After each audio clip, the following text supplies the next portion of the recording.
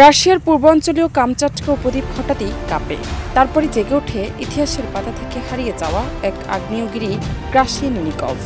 ৬০০ বছর চুপ থাকার পর আচমকা লাভা উদ্গীরণ করে এটি। এমন আগ্নুৎপাত কখনো দেখেনি বর্তমান প্রজন্ম। এলএমই সার্টিফাইড বিশ্বসেরা কপারে তৈরি ওয়ালটন কেবলস, যা আপনার স্থাপনাকে রাখবে সব সময় নিরাপদ। ক্রাসিনিকভ আগ্নেয়গিরির সর্বশেষ লাভা উদ্গীরণ ছিল প্রায় ১৪৬৩ সালে।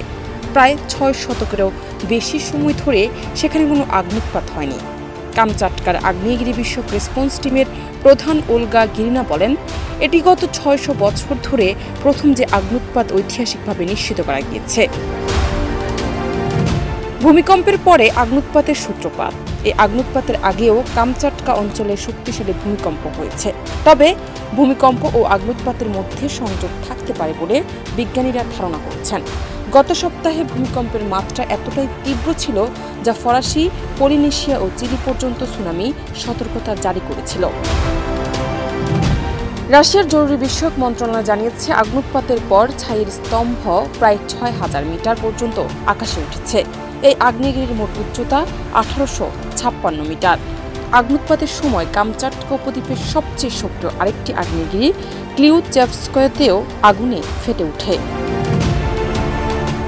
আগ্নুৎপাতের কারণে আকাশপথে চলাচলের জন্য অরেঞ্জ অ্যালার্ট কোড জারি করা হয়েছে। এই সতর্কতা তখনই দেওয়া হয় যখন আকাশপথে ঝুঁকি বেড়ে যায়। আগ্নুৎপাত থেকে ছাইয়ের মেঘ পূর্ব দিকে প্রশান্ত মহাসাগরের দিকে সরে গেছে, যেখানে জনবসতি নেই।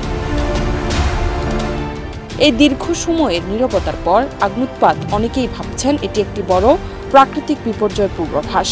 বিজ্ঞানীরা এই ঘটনার গভীর আগ্রহ প্রকাশ করেছেন, কারণ এটি শুধু একটি আগ্নেয়গিরির পুনরুজ্জীবন নয়, ভূমিকম্পের সঙ্গে এর সম্পর্ক প্রাকৃতিক দুর্যোগের পূর্বাভাস বোঝার ক্ষেত্রে নতুন তথ্য দিতে পারে।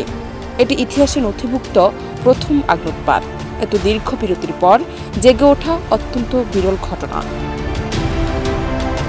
জান্নাত নিপু, দেশ রূপান্তর।